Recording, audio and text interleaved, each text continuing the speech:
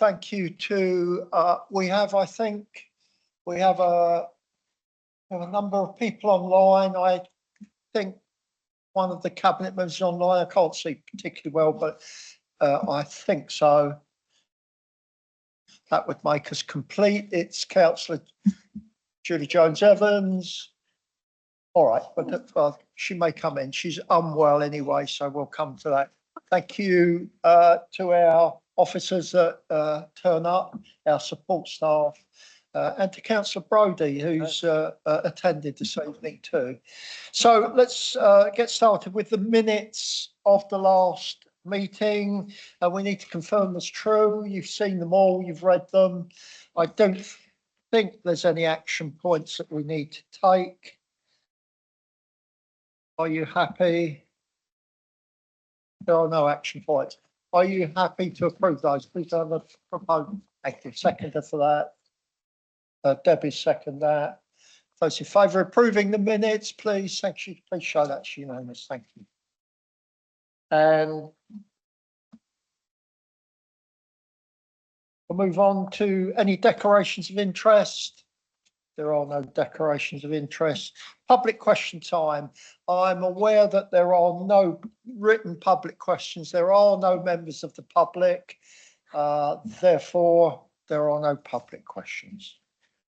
We'll move on to Chairman's announcements. Well, I'll keep this very brief, but it's to say since our last meeting that we have been advised by government that we shall embark upon the priority programme for devolution. That's to start shortly. Government will commence the public consultation. Government are running the public consultation and asking the local authorities involved to promote that consultation in their area, which we will do.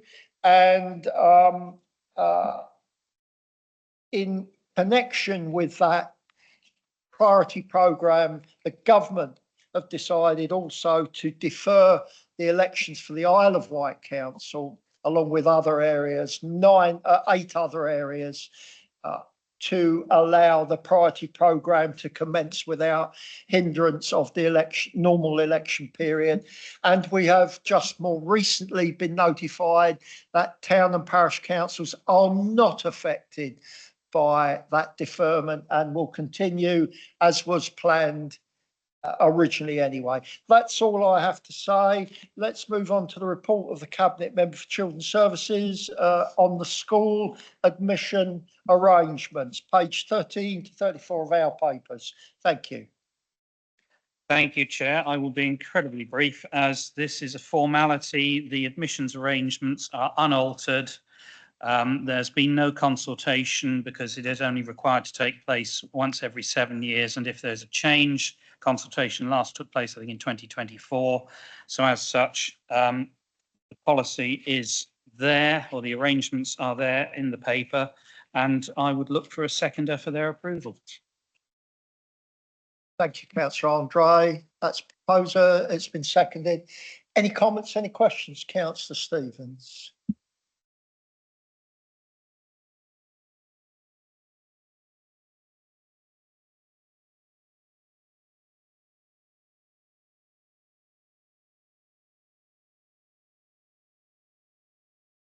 No comment, actually, sorry.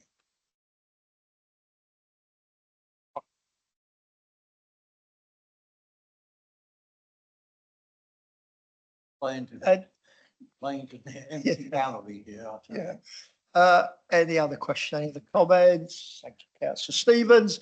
Therefore, we need to approve it. We've had a proposal seconder. It's in favour of approving this policy. Please show. That's unanimous. Thank you. And we'll move on to the report of the Cabinet Member for Planning, Coastal Protection and Flooding, Councillor Fuller, in the adoption of the 3 LCWIPs. Over to you, Paul. Thank you, Chairman. Big thank you to the town and parish councils across the island that have worked with the Isle of Wight Council on these new SPDs. The consultation went reasonably well. However, there was a few issues raised in Cowes concerning the conflict between pedestrians or between pedestrians and cycles. And, you know, I've been speaking to the police about this conflict, and there is a little bit of work to do to make sure the signage in Cowes High Street is improved. There is actually a traffic prohibition order in place from 10 o'clock in the morning through till 7 o'clock the following morning. So there is that. A few works needs to be done. So I have amended the resolution, which is to adopt the Bay Area Local Cycling and Walking Infrastructure Plan as a supplementary planning document, to adopt the Bembridge, Brading and St Helens Local Cycling and Walking Infrastructure Plan as a supplementary planning document, to adopt the East Cowes and Whippingham Local Cycle and Walking Infrastructure Plan as a supplementary document, and to further amend and then adopt the Cowes, Northwood and Gurnard Local Cycle and Walking Infrastructure Plan as a supplementary document, and to delegate any final editorial and presentational changes to the draft supplementary planning documents to the strategic manager for planning. These changes will not alter the meaning of the documents and will be restricted to grammatical and typographical errors. So those things need to be adopted, and further work, a little bit of further work needs to happen in Cowes. We had something like about 45 objections from people of Cowes, so it is an important issue, and it is a plan to encourage people to walk. So if there are issues with cycles conflicting with that, we need to address those. Spoken to the police, and the police are quite happy to work with Island Roads, myself and the local town council to make sure that we get the plan adopted that residents and others will appreciate. Thank you. Thank you, Paul. As a proposal, do I have a second? So I have a second from Councillor Wilcox. I'll come to Laura to speak, and Councillor Brodie, I'll come to Debbie, and Councillor Brodie would like to speak also. Laura. Yeah, well, it's really just to back up my fellow Cowes councillor, because we have been bombarded with complaints about this LCWIP. It was taken sort of in the wrong context, and we have tried to correct people with their assumptions. I know that I've been at the top of Cowes High Street with police and told cyclists to dismount, and by the time they've got to the bottom, because there was another councillor and the police, they were back on their bikes, completely ignoring us at the top and gone down. So there is an issue down there. We have had some quite serious incidents of people. I've got good photographs, Paul, of people that have been injured by cyclists. So it's just one of those things that we need to get right. So I absolutely fully support to have this further amended for the Cowes one. Thank you. Thank you, Laura. Councillor Andre, and then to Councillor Brodie. Thank you. Thank you, Chair. I very, very much welcome these, the LCWIP, especially the one in my area of the Bay. It has to be said that that particular area is one of the highest areas for tourism on the island, and it's long been spoken about to have that footfall that encourages people to go from along the bay from one situation to another, and coming out of and that's exactly what this has done through a variety of means, through walking and cycling, to actually connect routes up so that it is possible to actually follow this through. And I'm also hearing as well that if this does go through tonight, that will actually open up further opportunities for community events to happen along the way. So I very much welcome all the work that has gone into producing this. Thank you. Thank you, Councillor Andre. Councillor Brodie. Thank you, Chair. I didn't plan to speak on this at all. I only came along to listen to your deliberations on the budget. But I'm a cyclist, and I'm always very disappointed when I hear of accidents involving cyclists or pedestrians, whether caused by motorists or by cyclists. Cowes High Street has always been a contentious area for cyclists. What I would urge you to do as a local authority is to identify a proper, sensible route for cyclists through Cowes, because the official route is never used by, I never use it ever, and I regularly travel from Newport around the sea, round by Egypt Point, etc., and through to Gurnard and onwards out into the countryside. I would be lying if I said I'd never cycled down Cowes High Street, normally at a quiet period and very slowly, because it's just that's the way cyclists are. They won't get off their bike if they don't have to. But I would urge that you address that to come up with a more sensible. I've tried to find one. It's quite difficult, to be honest. It is really difficult. The trouble is that pedestrians and cyclists can live together. But I have a multi-use path that's been introduced at the back of my house. All that's meant is that when I leave my back gate, maybe to go and get in my car in the car park that's the other side of the side, I have to look left and right more frequently than I used to, because particularly with electric bikes like mine's coming along at up to 16 and, well, in fact 25 miles an hour, some of the souped up ones. It's like a road now.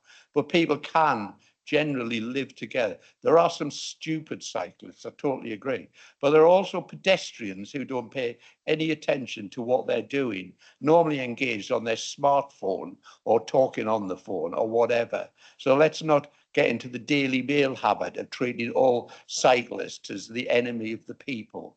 So I would urge you to consider looking at a better route. And if you would like me to help in that in any way, and I've said this repeatedly during this administration, if you would like me to help, I am a cyclist. I cycle everywhere. I don't go far distances. I use an electric bike, but I know this island inside out. Thank you, Chair. Thank you, Jeff. Absolutely echo those statements. Councillor Fuller's nodding. I'll ask him to comment as well. Thanks for that offer. I do know, and by no means suggesting anything in this, but I do know that we engage with Cycle White quite heavily, which an organisation that's been extraordinarily helpful for us. Your own experiences and your own abilities, Jeff, will be helpful and useful for us. But I support what you're saying. We as an authority need to do as best we can so that we get these shared areas working as best we can. Paul, is there anything you want to add to that? Yes, when the LCWIP consultation happened, it was just after the lockdown, and at that time we were looking at potentially getting some funding from the previous government to maybe open up the high streets. And I think one of the issues that we never received that funding was because of the objections that people in Cowes had. I think what we've seen over the last few years is the carriageway in Cowes has got narrower because there's more people eating their meals outside. There's the space for pedestrians is getting narrower and narrower, and that is causing problems. And there have been solutions that have been put to island roads, and island roads have not been incredibly receptive to some of those views. Spoke to the police the other day, and the police have come up with some very, very good suggestions, which I would like to see implemented. And if there is funding going into this, then let's make sure that the signage is better so the police can do their job properly. If the police could do their job properly, then perhaps the problem would lessen. So it's something I really want to take on, but these are discussions that I'd like to have before the LCWIP for Cowes is adopted, because I think there are solutions. And I was looking at the route for the Randonnée, and bizarrely, the Randonnée absolutely bypasses Cowes High Street, which is taking money out of businesses' pockets, really, because we want to see people getting off their bikes and walking through the town and enjoying everything that Cowes has got to offer. And there are real opportunities that we can grab hold of. So I'd like to see that happen in the future. And I think that is probably outside my remit as the planning portfolio of a member. But I think there is scope to actually improve what we've got. And I look forward to having those conversations. And Jeff, you're more than welcome to come on board. I don't know whether how much longer I'm going to be doing this job, but so long as I'm here, I would love to be able to work with you, Jeff. Thank you. Thank you, Paul. Thank you all. Ian, councillor Stevens. I wasn't going to speak, very similar to Councillor Brodie, but I think I think I will, because we have other cyclists amongst us within the local authority, and it could be a very interesting forum if we actually started to look inwardly as much as outwardly, and gain knowledge from those that do use their cycles day in and day out, especially for the commuters amongst us. Thank you. Thank you. Further comments, questions? Therefore, third proposer, thank you, Paul. The seconder, who did second it? Councillor, please. Those in favour adopting which with the amendments that we have taken note of as in writing here. So that will be what we're voting on. As long as you're clear on that, that's unanimous. Thank you. And let us move on to the QPMR for Q3, page 129 onwards for our papers. Report of the Company for Housing Finance, Councillor Stevens. Thank you, Chair.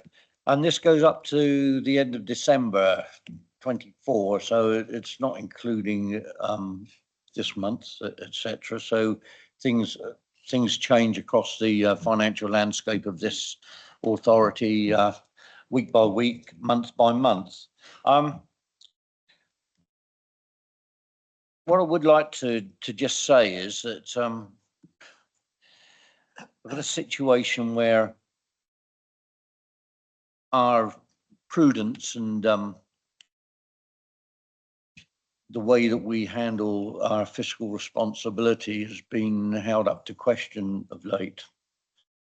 I'd like to put the record straight, as I no doubt you have through the media, Leader. But we're extremely responsible in what we do and how we do it. We're so responsible that over the last few years, we've reduced our debt and borrowing, etc. And not just by 5 million or what have you. And I'll tell you what, if you do want to find it, I did write it down here somewhere.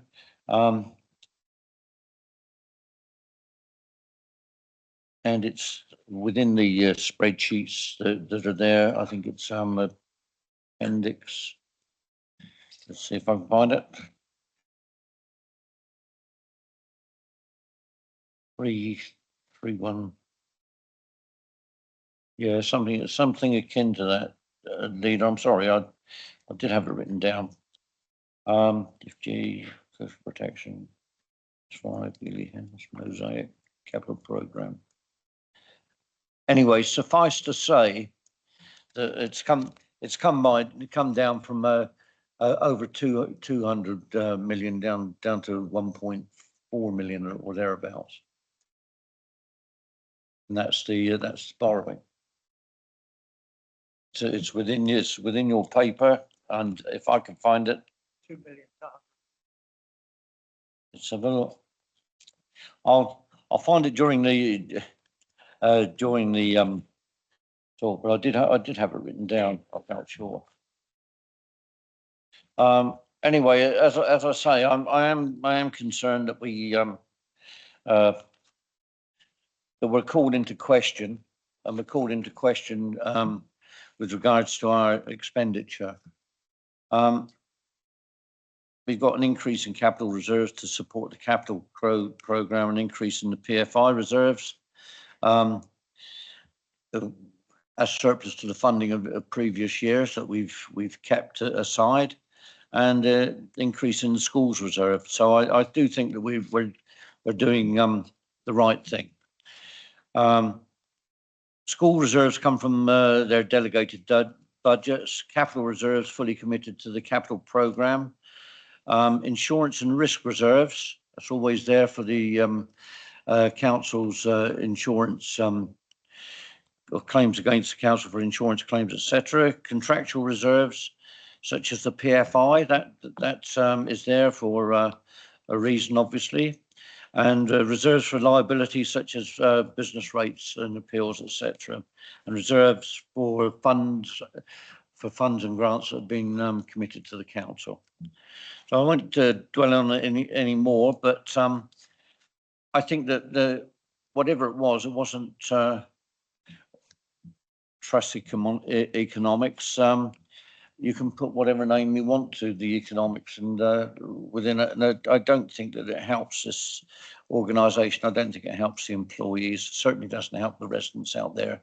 Not to report something that's factual, and comparing our reserves that we have got with the complete basket of reserves is like comparing eggs with apples, oranges with bananas. This is totally not the right basket that you're looking into to get the information out.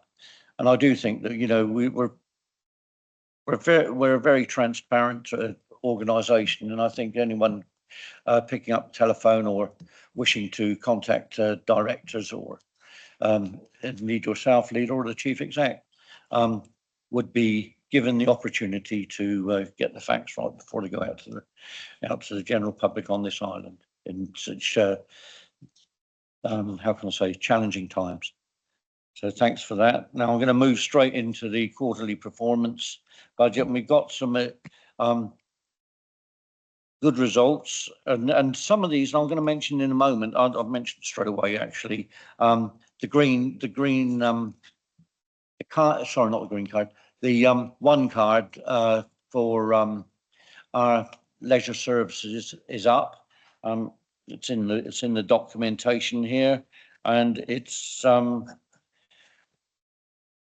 up by quite a few hundred in actual fact, but that has been supported by one of the funds that we've actually been utilising post-COVID, and that's our COVID contingency fund, which was there, and the foresight was there by a previous administration to put that into place, and we've had to use it, and we've had to use it to maintain services and employment, and also those facilities for our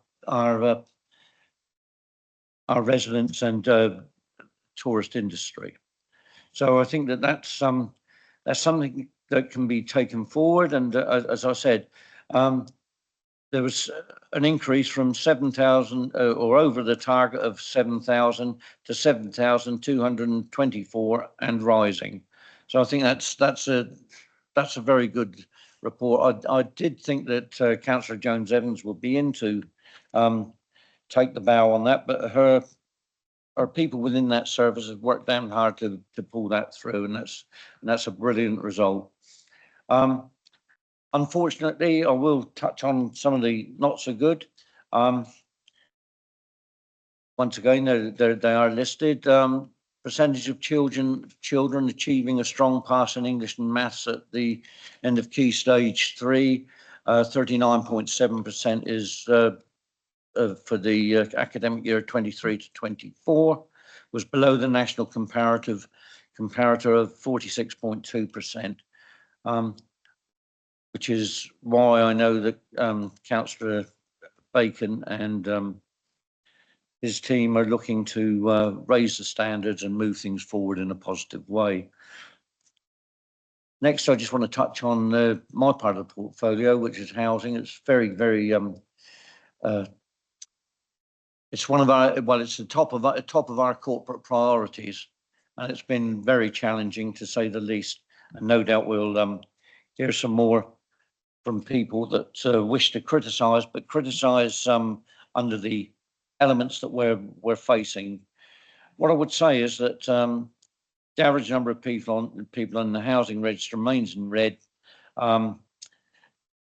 above the previous 2 financial years, and that is not good. That is not good at all.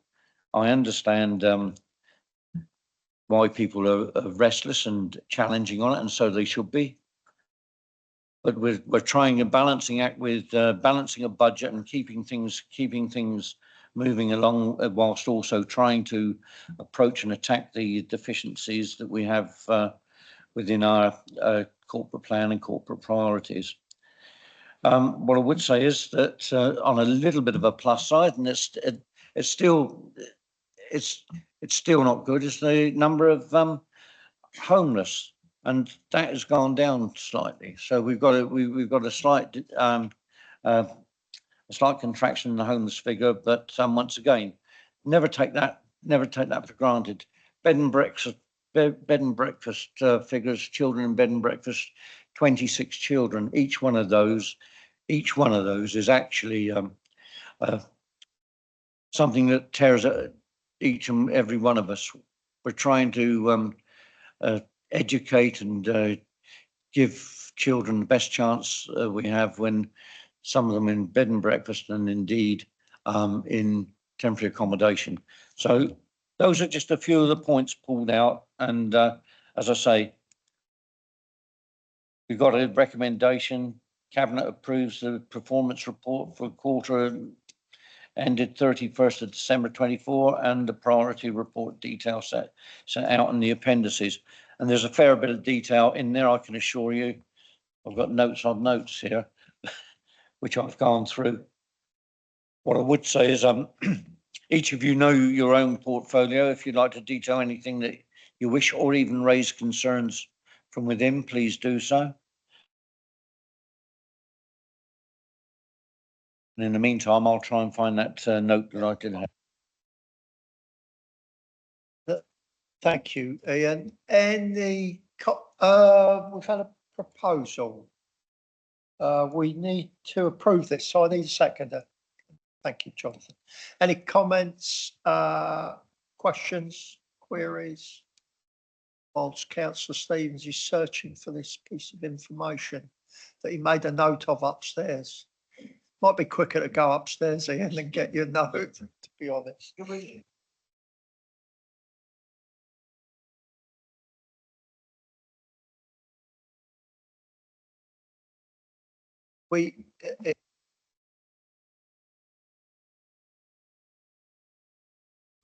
Councillor Stevens will find that and bring this up in the budget piece next.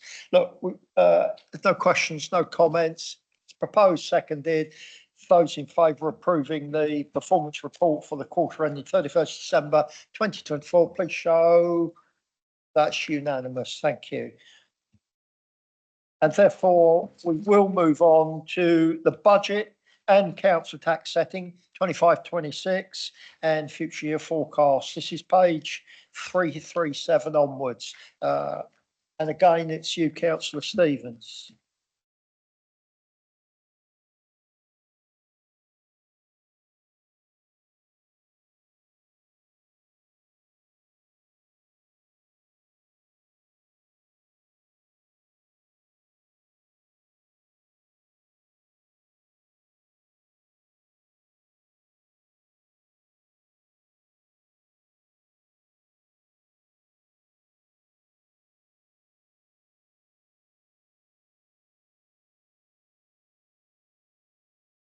Going back to that total, I've got the total here, and it was 279,302,493 down to 181,551,768.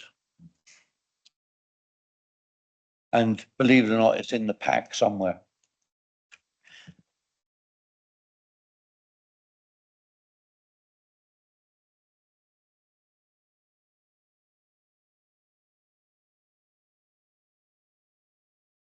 I did mention that it was loans.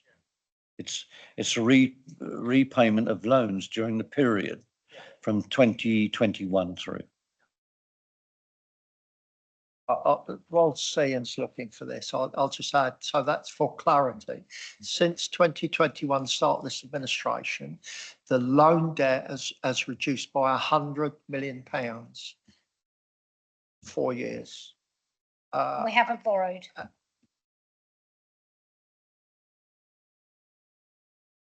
Of course, we've been quite prudent in taking out any new loans. So the overall debt of this council has been reduced by a considerable amount. Chair, can I ask if that's compulsory or voluntary repayments? Is that compulsory or voluntary repayments? That, as I understand it, Jeff, is loans outstanding to this council over a period, short-term, long-term, Right. and repayments on those loans so that they have completed. I just don't think anybody should get a misunderstanding who might be listening that you're voluntarily paying off loans when you're claiming you've got no money. These are things that are programmed. I mean, I understand it, but it's important how it's presented, particularly with the media here and anybody on there listening. Thank you. Jeff, thank you. Thank you. You're right for that clarity. It's not a voluntary payment. It is the fact that loans have come to fruition and been paid off. What we've done in our prudence is not to replace those loans. And so there is an overall reduction of that amount. And that reduction has helped for us in our, in setting our, managing our finances more generally. Thank you. It's come off of our gross debt anyway, and sometimes we, as an authority, prudently renegotiate loans, etc., so to bring down the interest rates, etc. It is on page 315.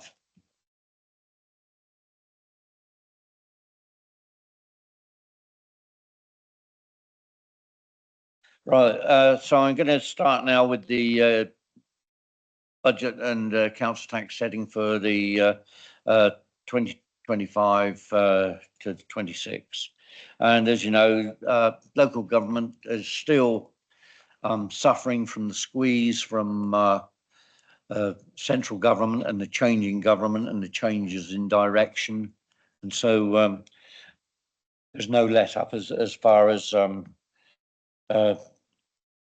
the burden on local authorities and the burden on, unfortunately, the local council tax payer. What we've done is we've got some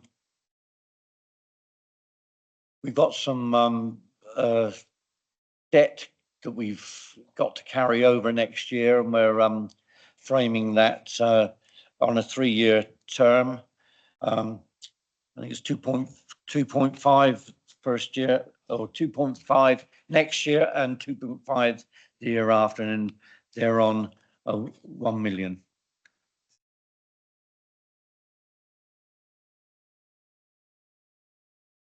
The council in previous years, etc., have got 15.8 million additional spending in adult social care and children's social care, just to maintain the services that we've got.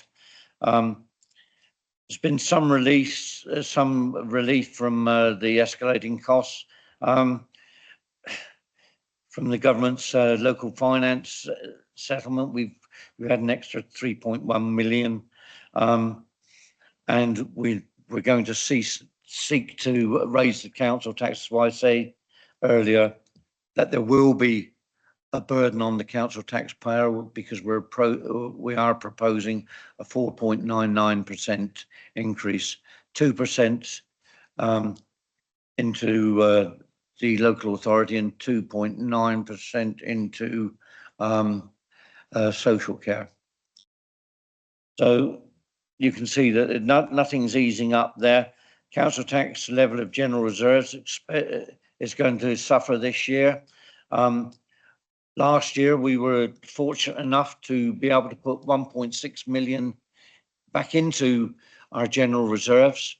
We did that because we knew that this year would be extremely painful, and we had to find a way to actually make sure that we could continue providing our services that are both legislative and mandatory, as well as making sure they were of an acceptable and as best service that we could possibly provide as a small unitary authority.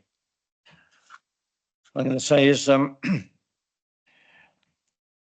we'll maintain over a period, and this is where the the debt from the current year runs into next year, we will have that structural deficit, which I did explain earlier, was going to be spread over an extra 0.5 million on the first 2 years, so as we ease into paying off the structured deficit over a 3-year period.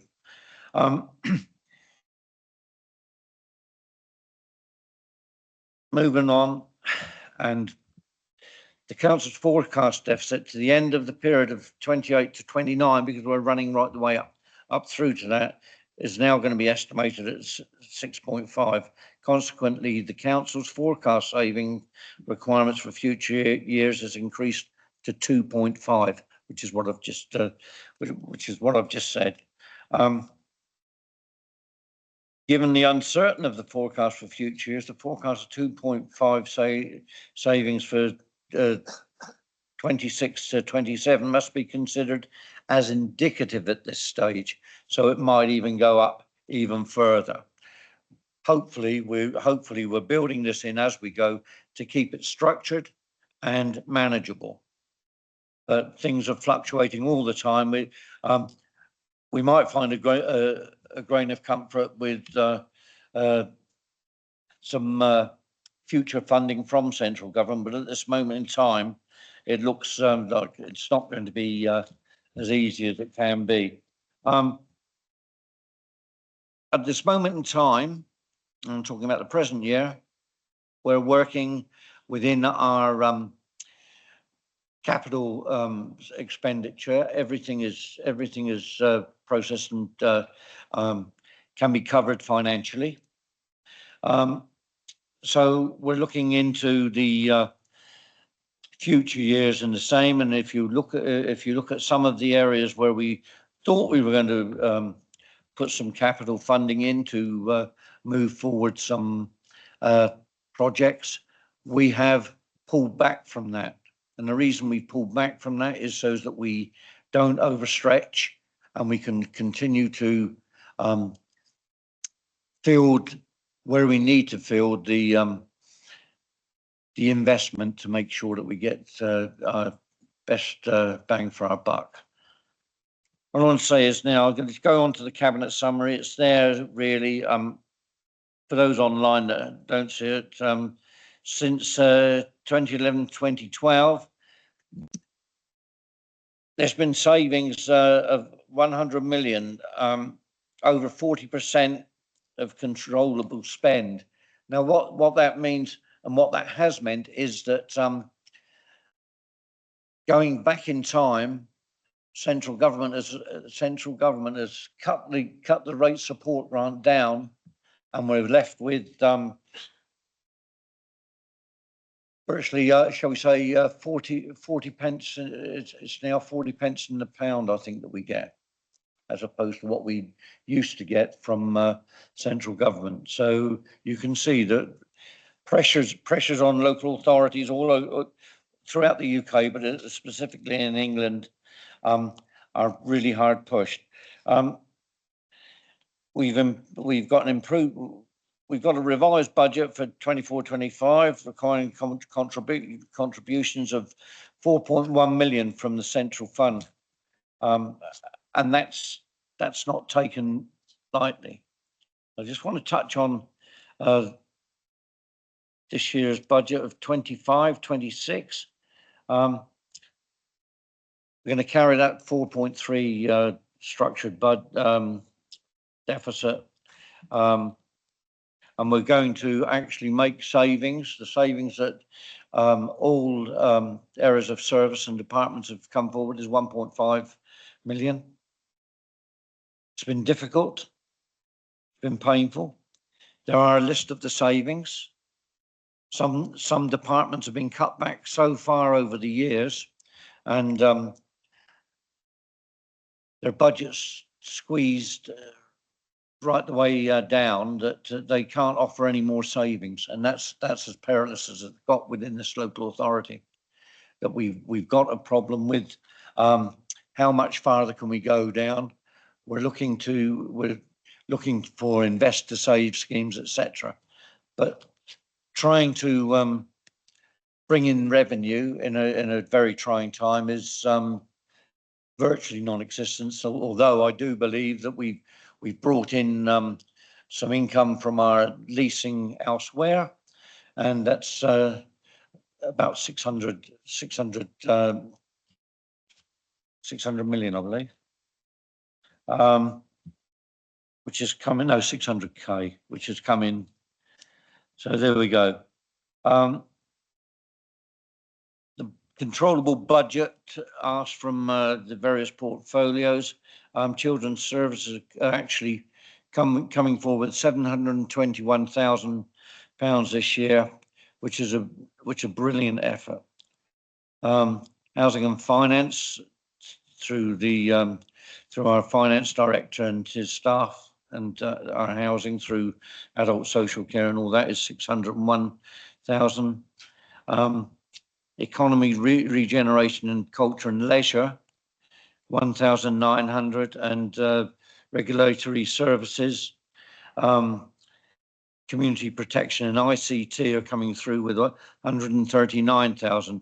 That in total is a £1.5 million savings across the board for from our services, and our directors and staff have worked hard to bring forward that amount. So what we're now doing is looking at seeing how we can tackle 26 to 27, because if we can get through with this budget and take it forward into next year, then we can actually look and see what we can do at 26, 27. Immediately, as we did last year, immediately the budget is passed, then we start to turn our minds and eyes towards the following year's budget. We've got a problem with drawing money from reserves, and our reserves were taking, I think it's 3 million out of reserves, which will be standing at a budget council about 11 million. We'll be dropping it down to 12 million. We'll be dropping it down to 9 million. And then if we look at that and we say, okay, we're about 1 million above headroom. That's it. That's our sum total.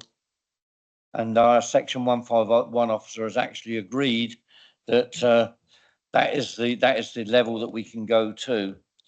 So as I say, we're very close to the wind. The main thing is that, you know, we've used the transformation fund, we've used the COVID support fund, and we've once again cut our service levels down, I suppose we could say, to an acceptable level for the directors. But it's hard to push forward for the services that we're trying to produce, and there is pain, and there's no two ways about it. But this has been possibly the most painful budget that I've ever had to sit through. It's really bad. I want to say, you know, we've done our best to soften the blow, but I've seen that, you know, thankfully with the staff that we've had, we've actually managed to do it. Chair, what I would do is say that, you know, the tables are there, and you can see that it's been quite painful. If you look at some of them, I will touch on a few. I'm not fully prepared with this, as you can tell, but the indicative savings proposals we've got on page 387. You'll see what those items are, and where they drive into. They're open to question, obviously. They're open to suggestion.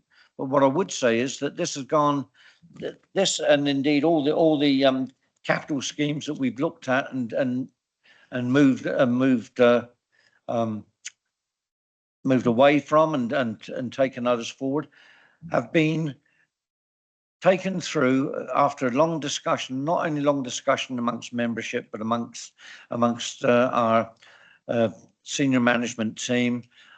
Our frontline staff have contributed no end to this, and indeed, our Section 151 officer has given us and his team have given us a hell of a lot of support to get us through to this stage.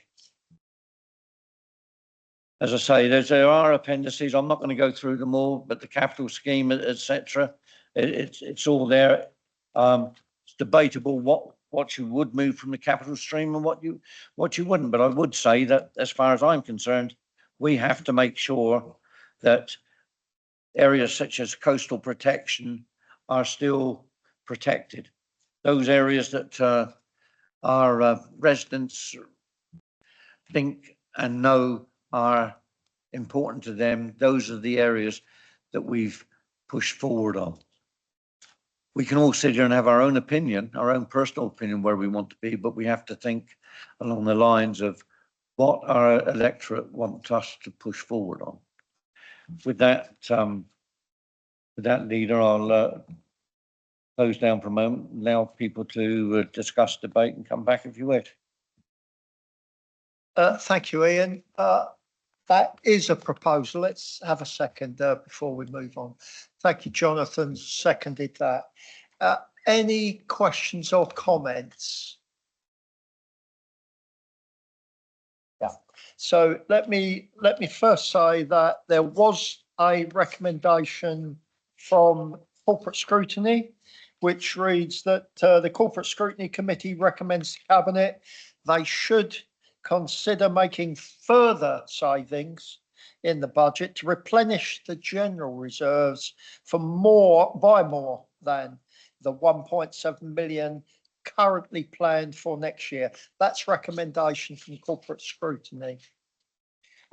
If I might, then I'll come to Councillor Jones-Evans in a second, who's online, which is to ask a question or speak. Just for me, Ian, if you have it to hand, can you remind us what amount of money went into reserves last budget, last year? I've got the correct, I haven't got the figures in front of me, but it was, I think it was over 1 million. I thought it was 1.6 million. So just for clarity, last year in our budget, in a moment, Chris Ward's online, and I will go to him shortly just for confirmation of some of this. So we have the exact information to hand, but it's to clarify that last year a substantial sum was placed into reserves, some of which we plan to use this year. I'd also point out that as we move forward, this is not uncommon in budgets to do what we are proposing. Bear in mind that full council have to agree this anyway, not cabinet. We're just putting a proposal forward. But in 2021, the previous administration, this council, at their budget setting in February 2021, before this administration came into the council, the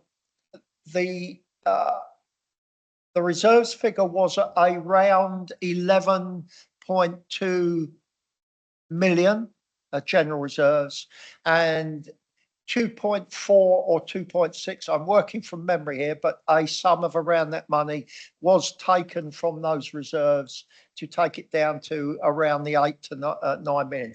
This is not an uncommon process. And then finally, when I do come to Chris, the Section 151 officer, after Julie has spoken, you will see that our longer term plan of 3 years replaces some of the reserves next year again. So we'll come to that for a sum of money. Julie. Thank you, Councillor Chair. Jones-Evans. Can you hear me okay? Sorry, so I can't be with you this evening. I'm a bit of a lurgy, and I'm going to keep my camera off because people are probably having their tea, so probably best. Just wanted to just reflect back on what we heard at corporate scrutiny. Again, I was online but stayed for the whole meeting. Regarding, I think someone said about other directorates pulling their weight or shouldering the burden, and I just think it's worth reflecting. And I know the deputy leader did mention it just briefly a minute ago. The journey we've been on, of course, we've been in this position. I think Chris Ward said £100 million has been stripped out of the council in the last 12 to 13 years, which doesn't come without consequences. Now, from the directorate that the directors I work with at the minute, we have given up a lot over the last 3 years for sure, and in fact in the year 22-23 we gave up the most percentage of our controllable income than any other directorate at all there.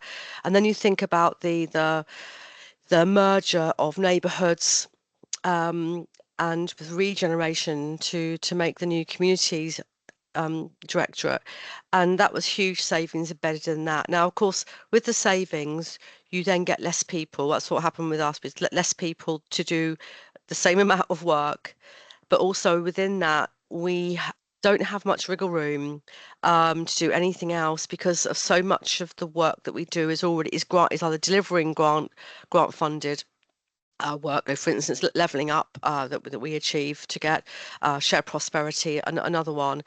So these are all linked together. So you come to a point where you actually not cutting any controllable spend from the council, or discretionary spend, if you like, because it's not our money and we're there to deliver, and most of the staff are paid for by these programs. So it's not a defence. I know I can see that the vice chair of scrutiny is there, and he did say cabinet members will come and defend their areas. Well, this isn't really just spelling it out, to be fair.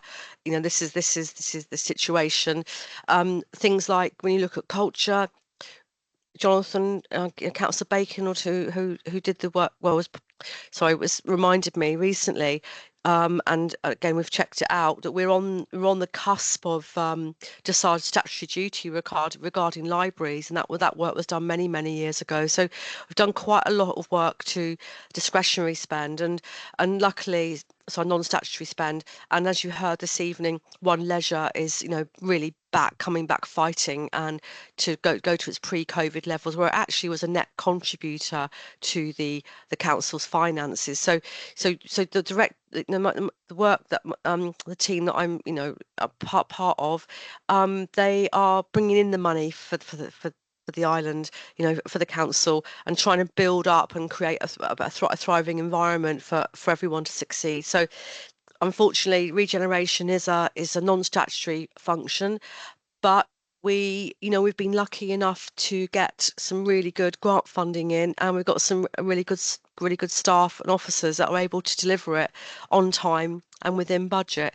So I just want to say that I listened very carefully to what was said at corporate scrutiny, and of course, you quick glance, you go, oh, haven't done anything, but of course, the vice chair of corporate scrutiny, he does his homework, he knows the story, but of course, other councillors may not have that backstory. So I thought it was helpful that I offered my insight this evening on that. So it's a very difficult situation we're in, but we keep doing our best. And I just thank all the staff and officers who are having to often do jobs, job and a half, or they're having to do extra work because there aren't the people there, but they still managing to deliver for our residents. And I think things like that culture is so important. When you lose that, you lose a great deal more than a very, very small saving in a huge council budget. You lose the things that are very important to people. You lose part of our our society in a way.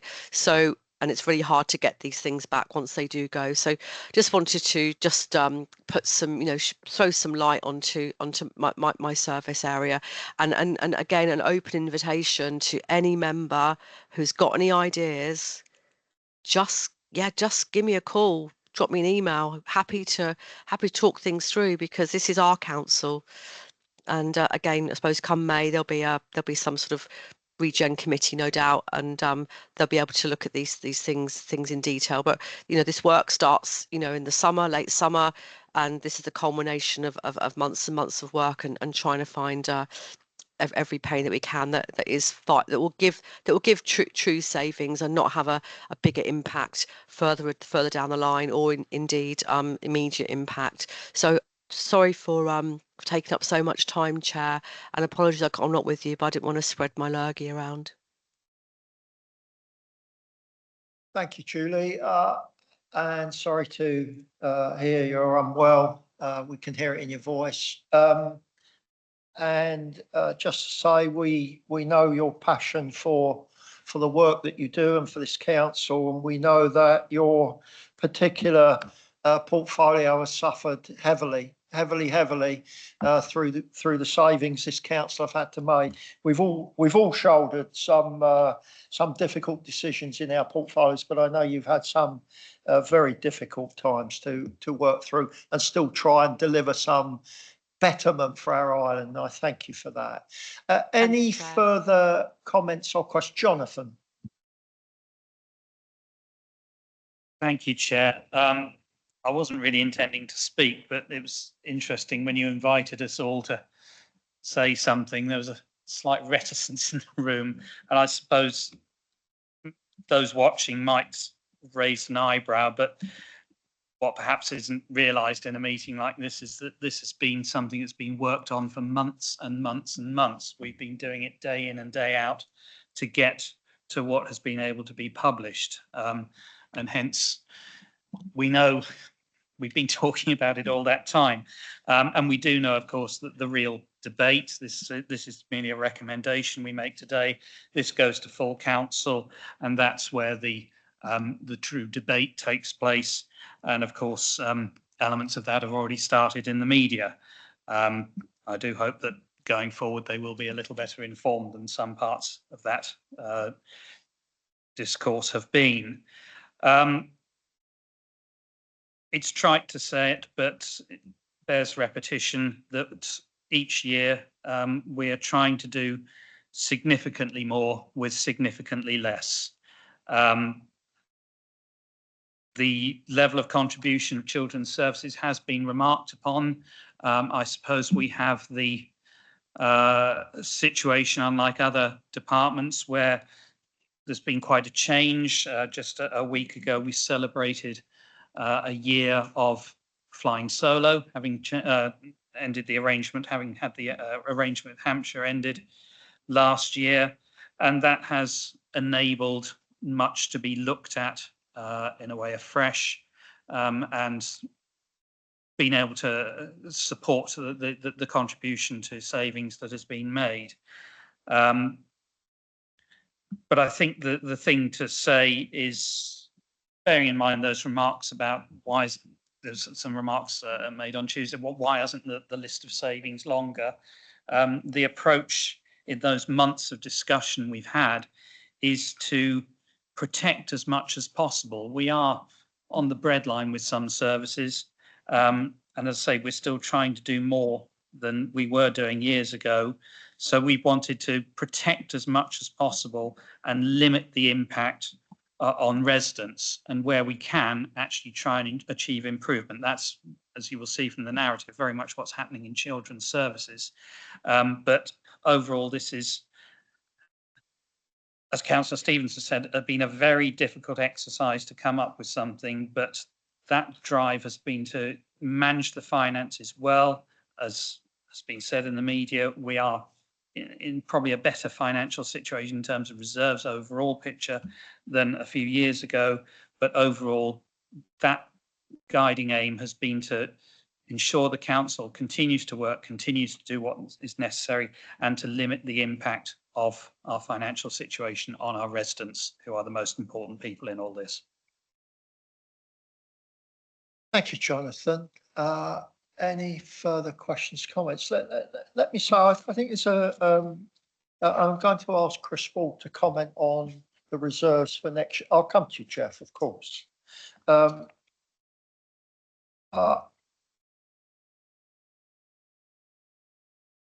just sort of a takeaway, and Councillor Stevens referred to it. It's since 2010, 100 million. So it's in our papers. It's now common knowledge. Since 2010, we have made cuts and savings and cuts of £100 million or thereabouts. Look at our controllable budget today is 168 million. The takeaway from this is that in 2010, and it was tough, we had £1 to spend.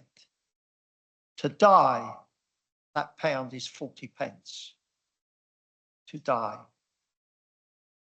Same council, same island, same people, same residents, same services.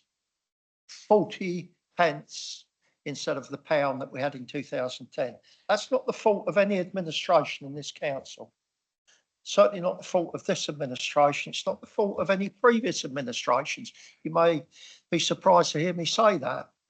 But it is fault of this is government funding cuts since 2010 that have driven this council, as other councils have suffered around the country, some worse than others. Some have called in government advisors under a Section 114 notice.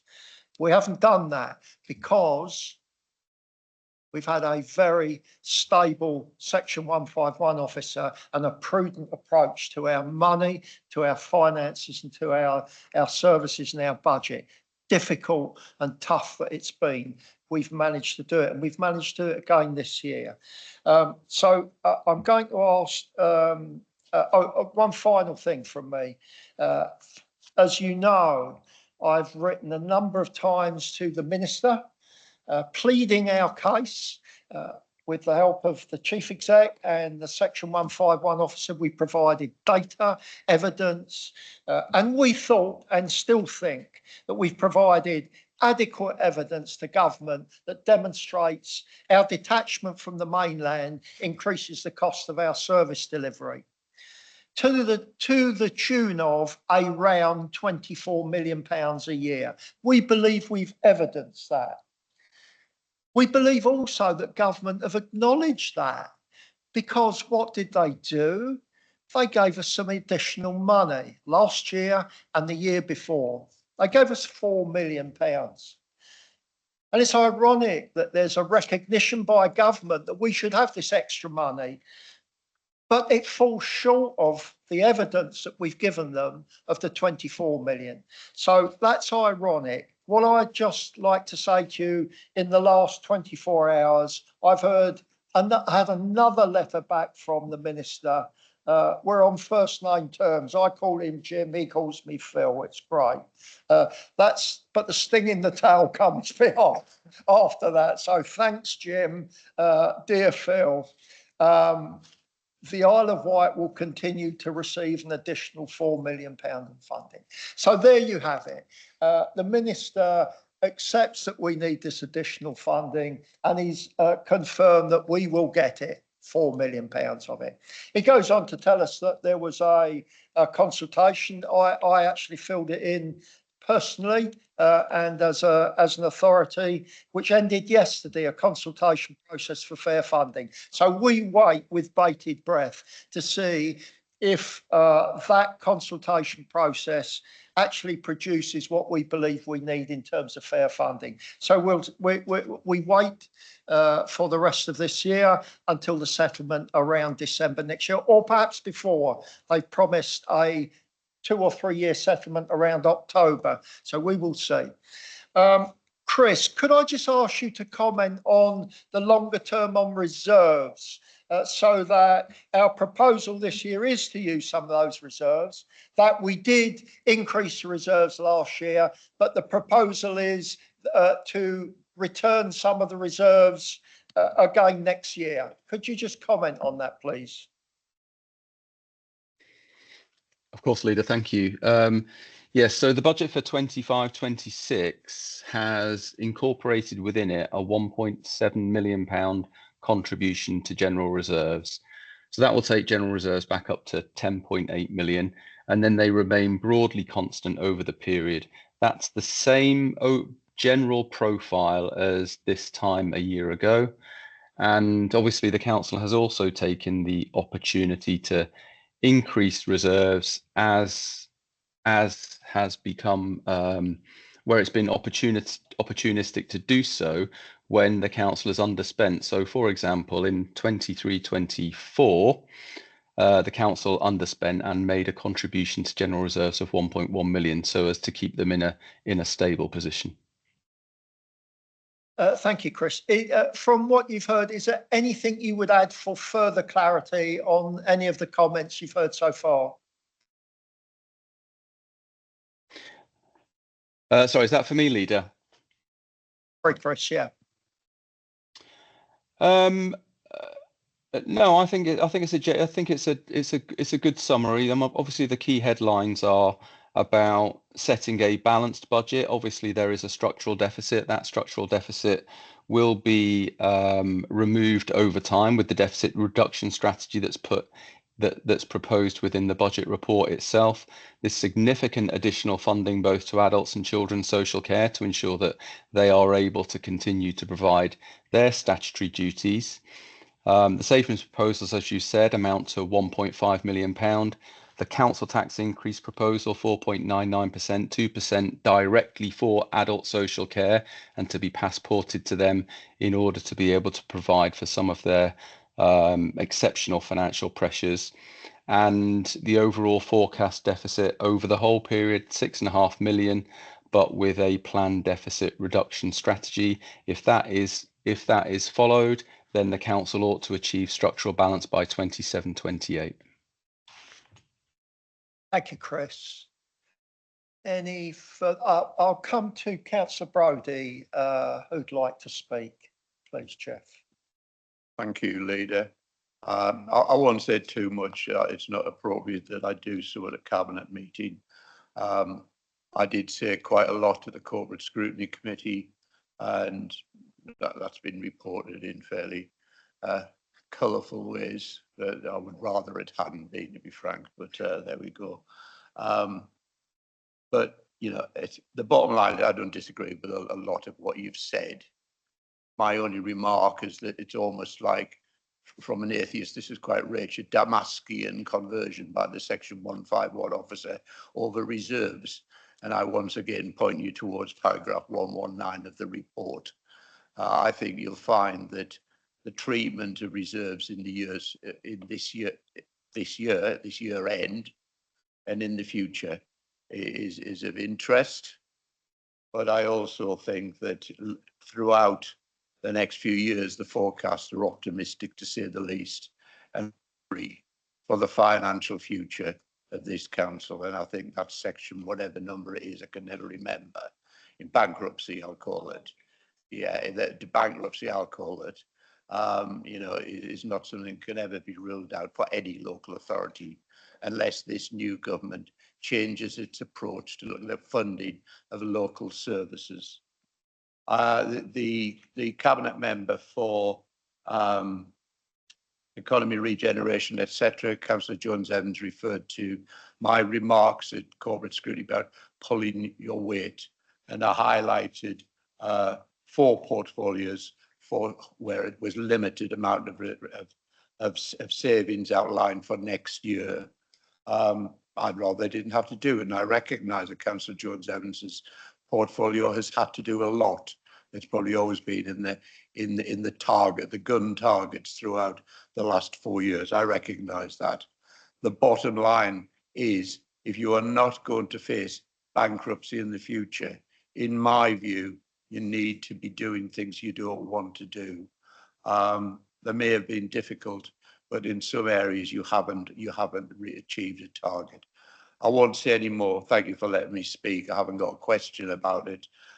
So thank you for allowing me to speak. Obviously, I'll have something to say at full council, which I'm sure the rest of the council will do so as well. Thank you, Chair. Thank you, Jeff. Your words are always well received, I can assure you. They're well thought out and well reasoned and come with some degree of experience. I mean that sincerely.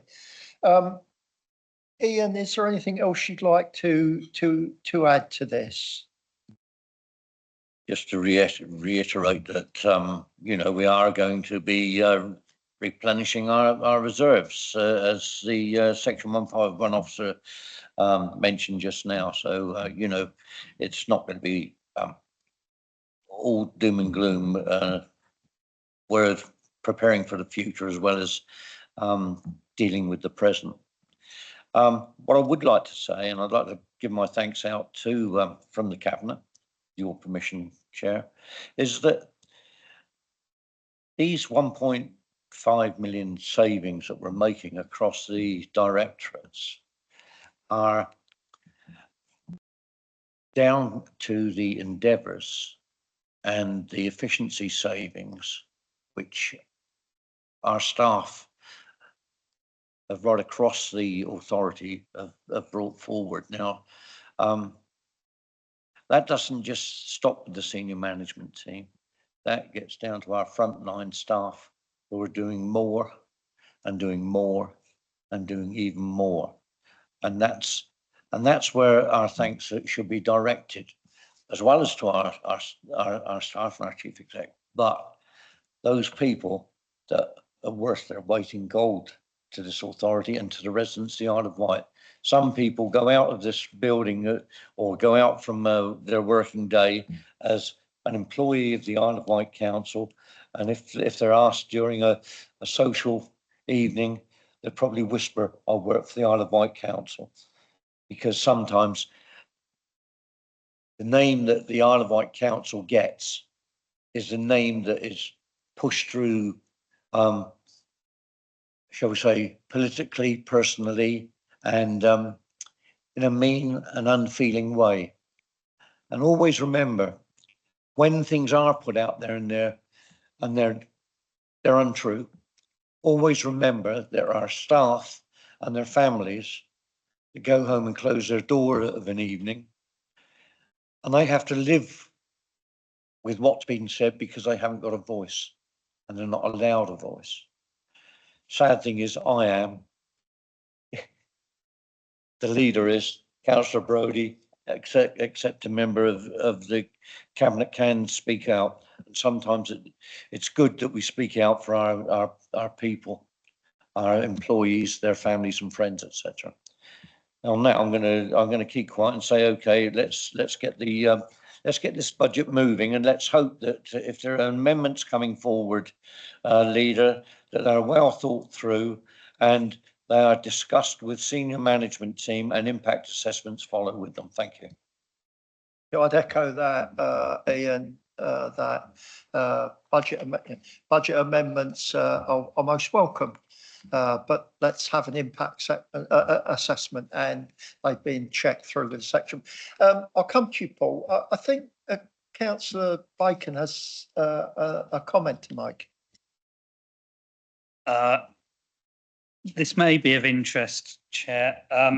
You referred a little while ago to things being done as, particularly in terms of reserves, as a standard approach. And of course, we have seen reported in the media, and it was said in scrutiny, the paragraph 119 of the budget report was referred to, which was, I think in one report, claimed to be potentially apocalyptic. But I'd actually suggest that what's happening there is a standard statement of caution is being put forward. And I say that because as a result of some other claims that were made in the media following Tuesday evening's meeting, I felt it necessary to go back into history a little bit and check what was being asserted, and was very sadly going through old budget reports. And I found that in 2021, in paragraph 104 of the report, the same wording appears. Exactly the same wording, which made me curious. I thought I'd look 2022. It's there again in paragraph 157. And in fact, the same wording appears in every budget report since 2018. I can give Councillor Brodie the paragraph numbers if he likes. So I think we are in a situation that is, say, more standard practice in difficult situation, admittedly, but that paragraph should not get the an undue level, apologies, but no, the undue level of attention I think it got on Tuesday evening. And we should be careful of scaremongering when it's something that, as I say, has appeared every year this year and the previous 7 years. Well, thank you for that enlightenment, Councillor Bacon. We appreciate it. And it is indicative of the comments I made earlier that since 2010, administrations this council have faced the same problems. And I'm not at all surprised that the same advice and guidance and information is given out regularly each year, because it's important information. But we've all faced it. And as Councillor Brodie points out, I'm sure future councils will face this unless government come to their senses and fulfil the need of this island in terms of fair funding for this island. So thank you for pointing that out, Councillor Bacon. It's quite interesting, actually. Councillor Fuller. Thank you. I'm going to talk about my service area of planning, coastal protection and flooding. Several years ago, we looked at, or the council looked at, making savings from planning. I don't think there was a much of an impact assessment in when we were making those savings from planning, but it's taken us a good many years to recover and get the staff back in doing the work that we deserve for a decent authority. It has been a struggle. We are now in a position where we are actually taking enforcement action, but we're doing that with the support of town, parish and community councils. Some of the work that's happening locally in Newport, Ryde and Sandown, it's done because we are getting the support of town and parish councils. And I don't think we should lose sight of the amount of support that we are getting from the town and parish councils and how much that is appreciated. And I'd like to thank our town and parish councils for actually sorry, I nearly got it right, Jeff. Town, parish, and community councils for the support that they're giving to, particularly to the enforcement team. And I think when you look at the improvements that we've seen in Newport, it's demonstrating some great things happening. So thank you to our town, parish, and community councils. I'll get it right eventually, Jeff. I will do. Thank you. Thank you, Paul. I think we're done on this. We had a proposer. We're going to propose this. We've had a seconder. We're going to propose this budget. Just to say the amount of work it was referred to, the support from our officers, the whole team, right across the team, with and without us, working as a corporate management team to find where there were any possible areas left, as if we haven't ravaged enough of this council already. To find any areas left and to help us present that in a budget form that is balanced, fair, legal, and probably as good as you can get. If there are amendments come, let's look at those, and if they improve the position, I'm sure we'll be able to consider supporting those if they improve the position. There we are. Let's vote on our budget proposal. Those in favour of that, that's everyone. We'll move on to Cabinet Member Announcements. Thank you, colleagues. Cabinet Member Announcements, anyone? Debbie? Thank you, Chair. Yes, I'm delighted to share with you news from our Adult Social Care and Housing Department. We've recently sent out the annual Adult Social Care Survey to all those people who are supported by the Council and who draw on our council care and support services. Now, the survey seeks their opinions over a range of outcome areas to gain an understanding of their views rather than just measuring the quantities of care delivered. The survey's been sent to all people who are aged 18 and over and who draw on care and support services funded wholly or in part by social services. And it aims to learn more about whether or not the services are helping them to live safely and independently in their own home, and the impacts that that care is having on their quality of life. The survey informs the support, so this is really important. It informs the support offered by this council and the way in which it is offered, as well as being used to populate national returns as required. So your support, fellow cabinet members, is sought to ensure that as many people as possible within your wards who have received the survey are encouraged to complete it and return it to the team, as it's only if their views are shared that they can be considered. I'd also like to highlight that we have within our libraries across the island a blood pressure monitor loan scheme, and we are really encouraging people. All you need is your library card. You can go to one of your libraries, you can rent, well, it's free to hire, loan these blood pressure monitors for a couple of weeks. And it's really important. All the instructions are there. It's very easy to do, but it's really important that that you know what category you fall into so that you can then take further action from that. And I'd also just like to say I am having regular meetings with our health colleagues to work more collaboratively on a range of issues that affect our island residents to try and get things working more effectively across the island as a whole.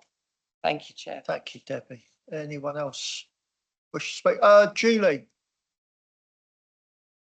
Thank you, Chair. Yeah, I just wanted to take a quick moment just to highlight some of the things we've got going on this half term in our culture heritage service. So, and these are like very low costs, you know, taking into account cost of living difficulties that many of us are facing. So if you can go to Newport Roman Villa, and there's some family fun there. You can be making you can dress up and make a pot and make a mosaic and do all sorts of stuff there at the wonderful museum there right in the heart of Newport, and that's £1 that's going on during half term. And then we've got Make a Museum at the Guildhall, again that's £1 and going on during that half term week. And if you head over to Dinosaur Isle, they've got some fossil walks as well during half term, and advance notice for the Easter holiday walks where you can go for fossil hunting as well. So just want to give a shout out to that. And also a quick update on 2 major projects. Sandown Town Hall's going really well on budget and within budget and on schedule, which is brilliant. And then also department at Ryde, which we are partnering with Shade Makers. That again should be finishing in March, again on schedule and within budget. So really great testament to not only our ability to draw funding in, but also to deliver, which I think is probably why we get funding, because we do deliver. So thank you for indulging me, Chair. Thank you, Julie. Councillor Fuller. Thank you. I'll give a quick summary of what has happened within my role in the last month. We have a infield ditch that has caused problems for residents at Whippingham for a few years, and I know work is taking place to resolve the issues there. So I'm glad that is progressing, and it's progressing well. I have offered to meet on site, but at the moment it doesn't seem appropriate because work is carrying on, and that is really, really great.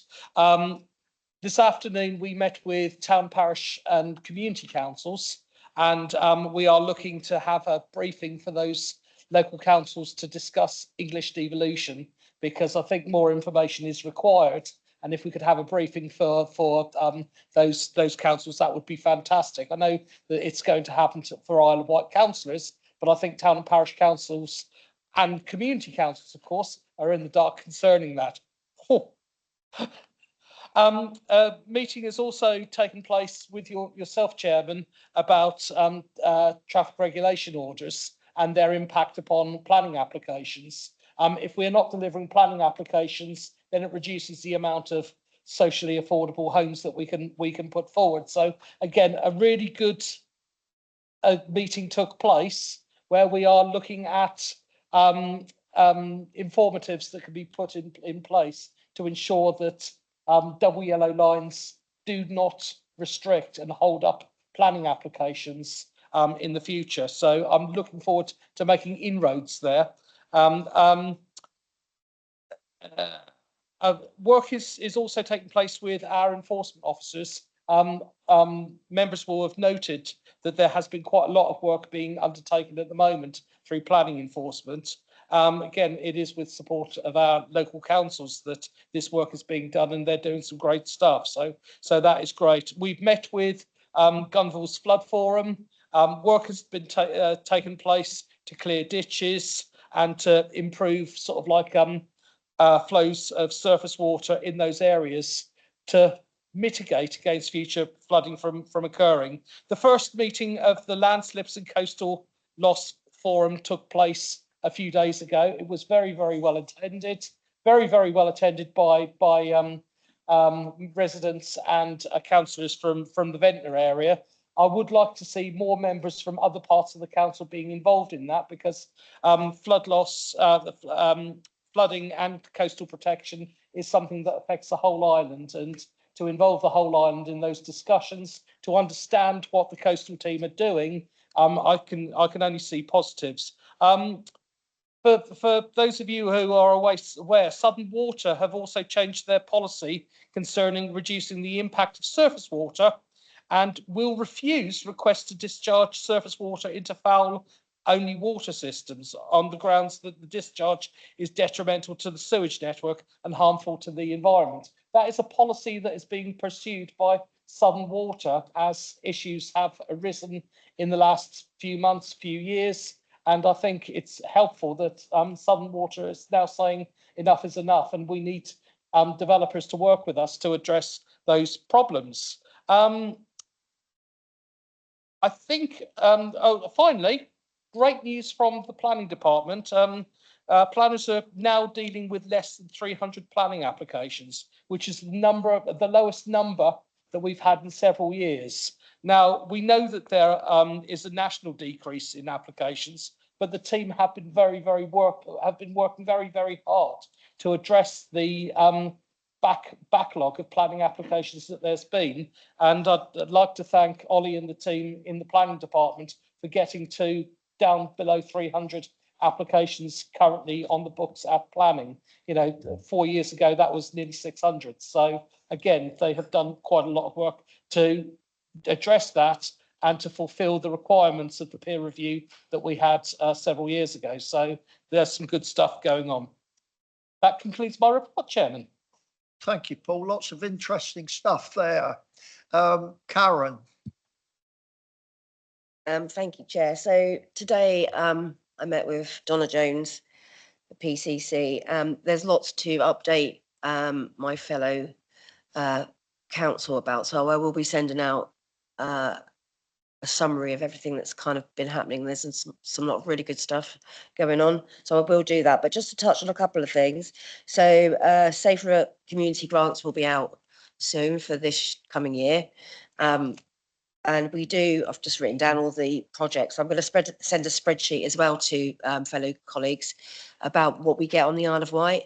But what's really interesting is that the office, the OPCC, the Office for the Police and Crime Commissioner, has also realised that smaller charities, CICs, etc., don't have the skill or the ability to write grants. They just don't know how to do it. So they've actually set up to try and help understand the language to use and how to write a good bid. So that's really helpful. And if anybody needs any help, obviously contact the Office for the Police and Crime Commissioner or myself. So I just think that's really important that some of the smaller third sector can get involved in delivering stuff on the Isle of Wight for us.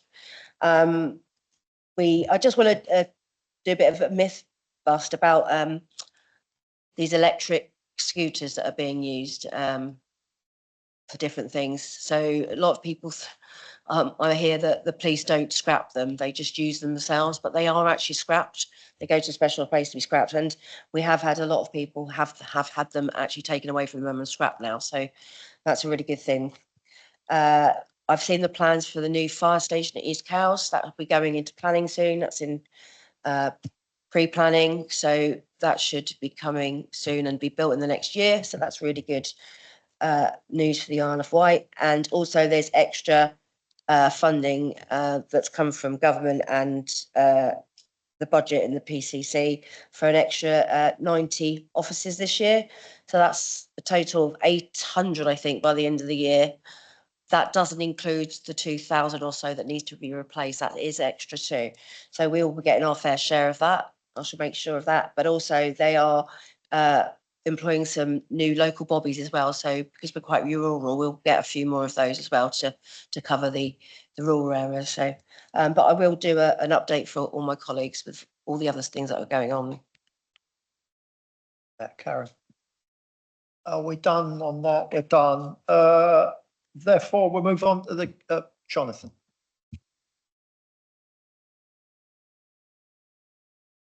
So I will be quick.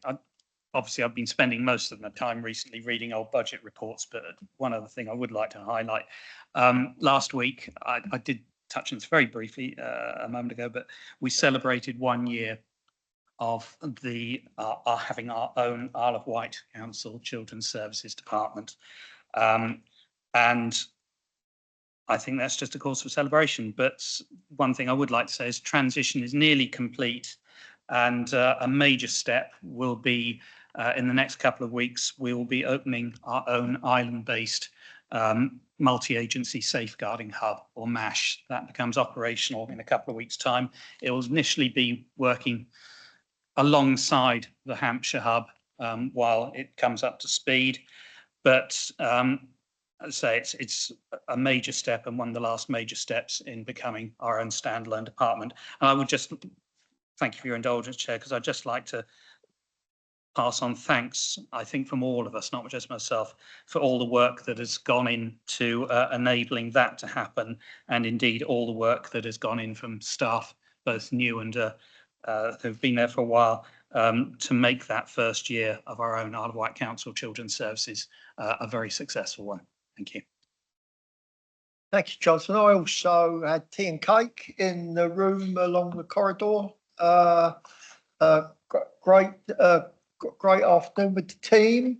Fantastic to see all the team. Positive, motivated, driven. I just indulge me a moment because in talking to some of the staff, we don't get always an opportunity to do that, although I do walk around the building sometimes underneath. I just walk around to see what's he doing, so I just walk around and go up to people and say hello, what do you do, sort of thing. But I know I'd find it interesting. You talk, find it interesting. But some of the motivation of the staff was interesting. I think this is testament to Ashley. I don't want to embarrass him in any way, but what's great, what's happened since Hampshire have left, and we're delivering it. And I had a number of staff. So what? The new director, he sorted my chair out. He came in and sorted my chair out. Now, I just think that's test. Of course, they're motivated by other things and the drive to do better for our children. But that detail is testament to people managing very well, and I can see that leadership will deliver for this council the things that we need to deliver out in the community. I thank him and his team very, very much. I don't want to embarrass him in a way, but those little things are quite telling about detail. How do you make people feel good about they come into work? In the summer they were too hot. Go and buy some fans. That's easy. You know, we'll put a fan on your desk so you're not quite so hot. In the summer, well, it's a bit harder in the winter because we've got the radiators turned down, but you know, they bring a little heater and stuff. But that detail goes towards motivating the people that I met and had a cup of tea with earlier this week. After 1 year, if that's what we can do, there's no limit to where we're going in this council on education. I thank you, Ashley, for that. Can I take Laura? Do you mind? Yeah, no, I was only just going to very quickly, the local nature recovery scheme, we by law, we have to do one of these. We've had an absolutely fantastic team that have gone out and spoken to thousands of people. I know because I've been on a number of them. We are seen as best practice in the country. Hampshire had theirs thrown back. So we should be very proud of the work that's been done. And it's just really to let people know that the consultation ends tomorrow. So if you haven't had your say about reversing some of the bad things that have been happening over the years on the island, you've got your chance. Thank you. Thank you, Laura. Karen, and then we'll move on. I just wanted to reiterate what you've said about children's services, really. So partners that I work with outside of the council has been said to me that they hear that children's services is led very, very well and is getting a great name for themselves. Thank you. We're going to move on to the consideration of the forward plan. Now, our copy is out of date, isn't it? Pardon? So I'll let Wendy update, please. So thank you, Leader, and members of Cabinet and those people listening in, Councillor Brodie. There are some changes to the forward plan, most notable of which are there is a new Cabinet date of the 24th of April, which is a new Cabinet. And there is a new Cabinet date of the 20th of March, specifically to look at the issue of the submission to government around local government reorganisation in the Hampshire and Solent area. And the reason for that Cabinet is because there is a full council on the 19th of March, which can provide an opportunity for debate at full council so that Cabinet can be informed to put through a submission that full council have given an indicative view on. The new council in the new Cabinet in April has been put in because we now have council elections, so we don't have a pre-election period, and therefore we have the opportunity to have a Cabinet. And we've taken the opportunity to review what was on the March Cabinet agenda because it was very heavy, and there will be a shuffling of papers between the March agenda and the April agenda. The new forward plan will come out either tomorrow or early next week, but those are the two new dates that are in the schedule of meetings moving forward. Thank you for that, Wendy. Any comments, queries that will come out? We'll see it in hard copy. We're all okay with that. Okay. Thank you for that, Wendy. I appreciate that clarity and update. And that leads us on to members' question time. There is a member here. It's Councillor Brodie. Thank you, Chair. It relates to something that you reported on right at the start, and also to help Councillor Fuller. We don't, on the Isle of Wight, we don't have an Isle of Wight Association of Town, Parish and Community Councils. We have an Isle of Wight Association of Local Councils. It's brief and it's to the point. And since you can't cope with community, why doesn't it refer to all of them as local councils? Everybody could start doing that. It would be so much easier, both in writing and in speaking. Related to the issue for local councils and the fact that their elections haven't been postponed, on Tuesday night, I raised the issue of the costs of those elections, not to mention, I didn't mention, is the fact that, well, the turnout is unlikely to be very high in any contested election, but the costs. And I referred to a possible figure of about a six-figure figure for the whole council of about 100,000. I've since learned it's more likely to be £250,000 across those 33 councils.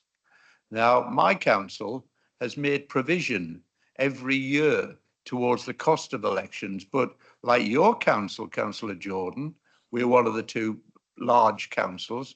We have the sort of budget to be able to make those sorts of budgets. And I would anticipate that many of the smaller councils don't make provision in the hope and expectation that the main costs will be covered by Isle of Wight council elections. I asked on Tuesday night whether you would be able to help, and you said you would take it away with the chief executive. I know it's only 2 days later. However, if the fact of the matter is that the cost is 250,000 rather than 100,000, extrapolating what I've put aside as the finance lead of Newport and Carisbrooke Community Council, we would have no more across the island than about 80 to 100,000. I don't know what Ryde's situation is. So there's a large shortfall. That's going to lead to major problems in those councils.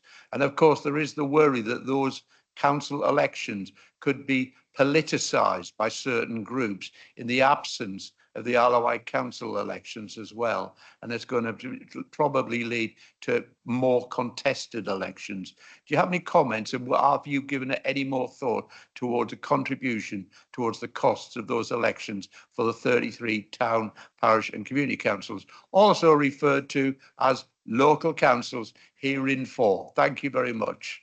Thank you, Jeff. And I do think that, I've had a dressing down from you, and that Councillor Fuller should equally have a dressing down from you for continually calling them what they're not. Jeff, I can tell you that if I give you a commitment, I will do my best to adhere to that commitment.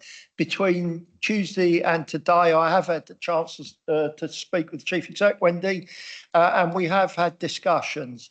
So the outcome is this. It's helpful. I hope it's helpful.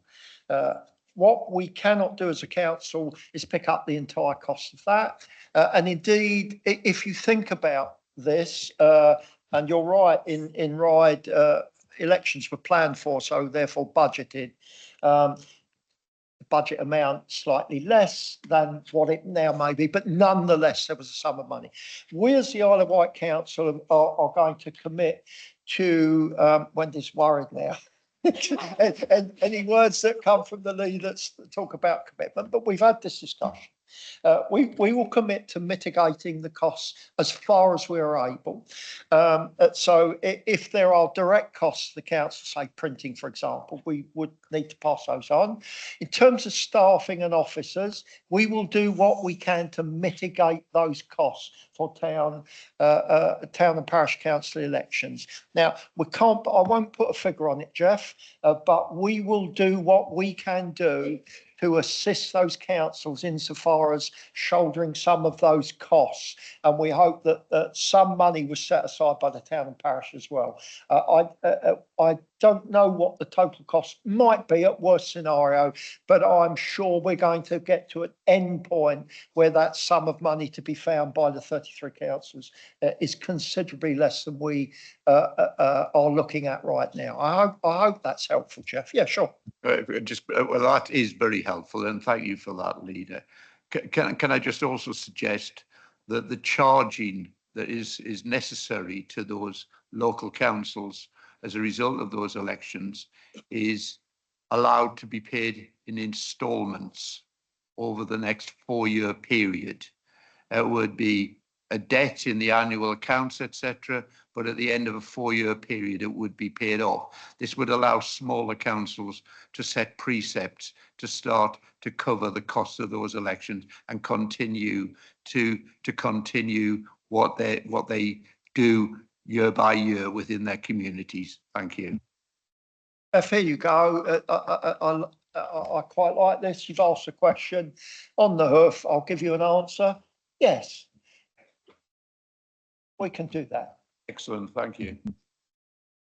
Any further questions from members? Look, thank you all. Thank you, Jeff, for your attendance. Thank you for the cabinet to attend, contribute, our support staff, to Wendy and all of our officers here. And thank you to the county press that have turned up tonight to report the democracy in action here and the important decisions we make. Well done, Rufus. Thank you all. 6:45, that's the meeting over.